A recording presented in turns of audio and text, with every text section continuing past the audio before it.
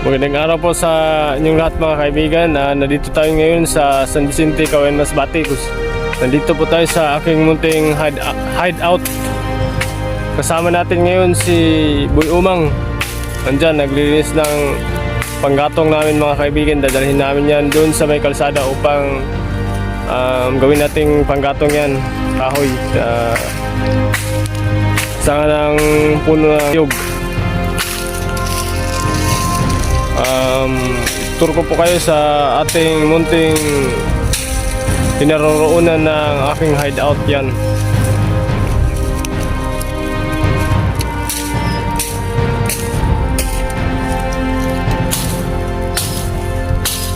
Di muna natin nakasama ngayon si the bad boy ng Cauen, Masbate, no? Si Ruben Padilla ng Cauen, Masbate, sapagkat nandun po yun mga kaibigan. Bubuhat po yan doon sa may palengke ng Kawayan. Busy po kasi yun mga kaibigan. Hindi po nakapunta noong Huwebes. May puntahan sana kami na area mga kaibigan, na kuweba doon banda sa may Villamar at doon sa may Tanawan. Kaso hindi po sumipot sapagkat busy po yata yun. Kasama natin mga kaibigan, nakasama ko ngayon si Boy Umang. Pinuntahan ko sa bahay nila noong nakarang araw at ngayon po ay andun mga kaibigan. May mga magandang tanawin dun sa lugar nila sa Villamar. High-rise mountain po dun at saka may mga kuweba. Balikan natin yun sa darating mga araw, susunod na linggo mga kaibigan. Nandito po si Boy Umang, kasama natin ngayon. Greet po dun, greet sa may mga kailan, may mga greet.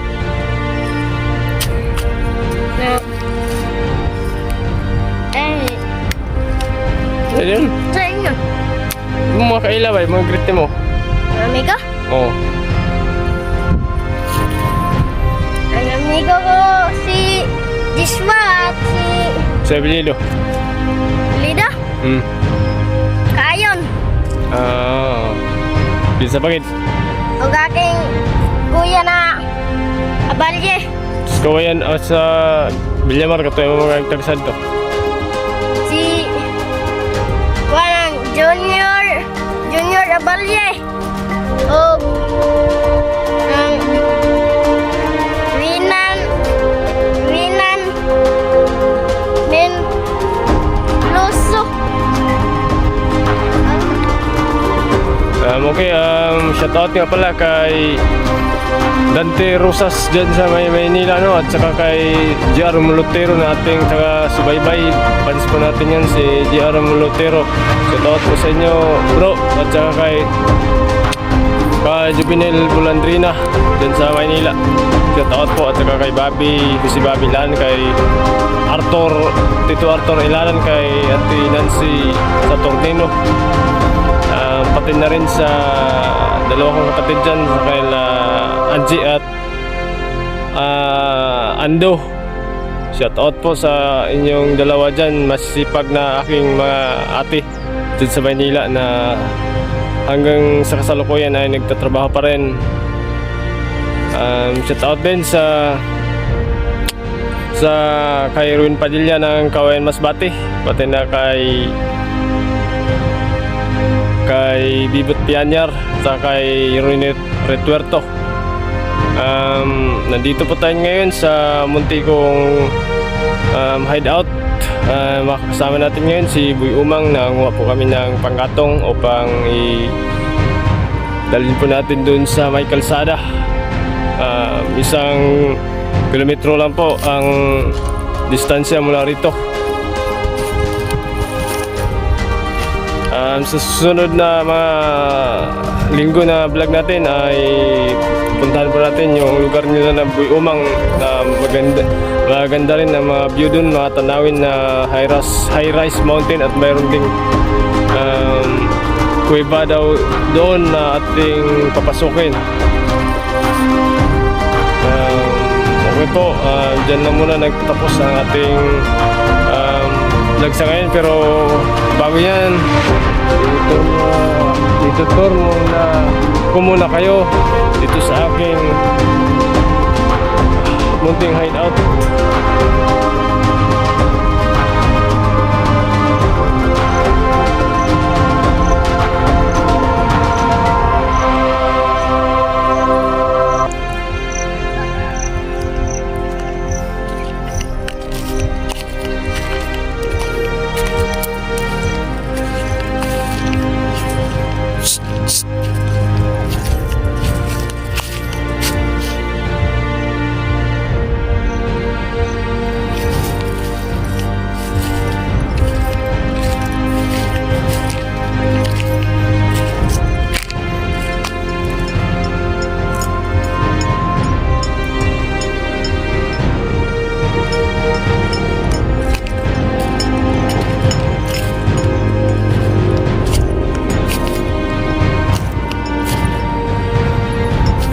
Yan naman mga kaibigan, naghihintay si Boy Umang.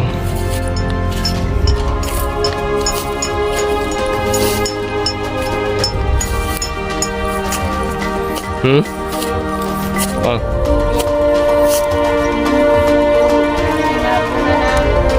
Nagbula lang.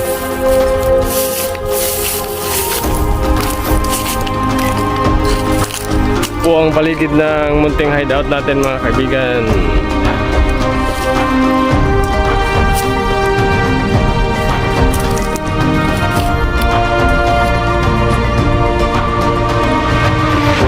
Yung baba.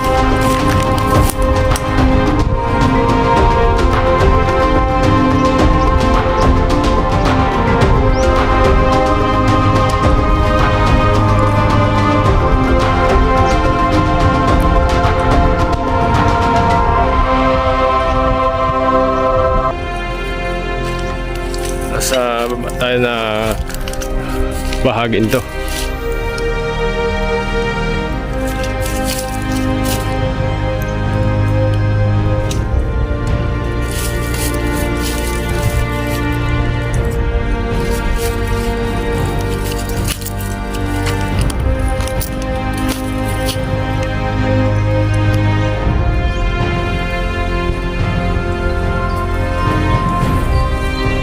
Ganito ang dinaranas ng buong Masbate ngayon. Wala nang damo na makakain ng mga alagang hayop dito banda sa may Kawayan. Dahil nasalanta na rin sa sobrang lakas ng init na naranasan ngayon. Hindi lang yan mga kaibigan, kundi pati na rin sa tubig na mainom at magagamit ay nagkaubusan na rin dito. Kaya nahihirapan ang mga residente ng Kawayan ngayon.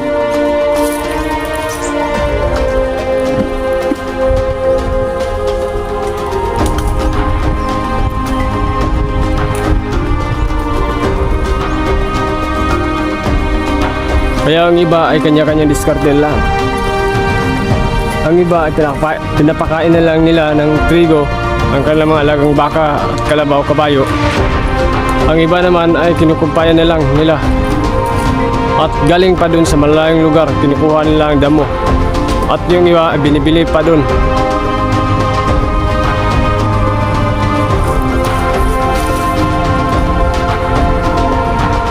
Sa kasaysayan ng buong Masbate mga kaibigan ay ito ang pangalawang El Nino na naranasan sa buong Masbate. Una noong 1997 ay naumabot ng 9 na buwan ang init, at ito ay umabot na ngayon ng 4 na buwan, kung saan mas mainit pa ito kaysa El Nino noon.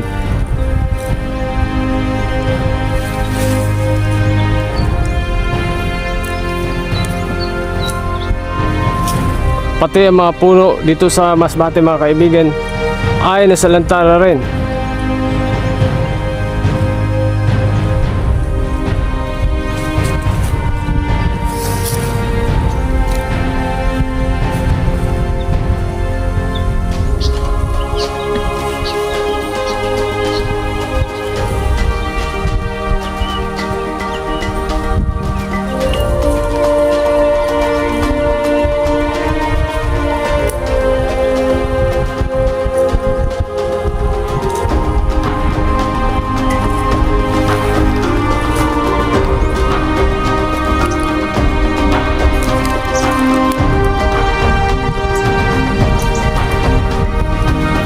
kailangan mo pang pumila mga kaibigan dun sa bintahan ng tubig. Kung saan bibili pa ang tubig ng tag-3 ang container.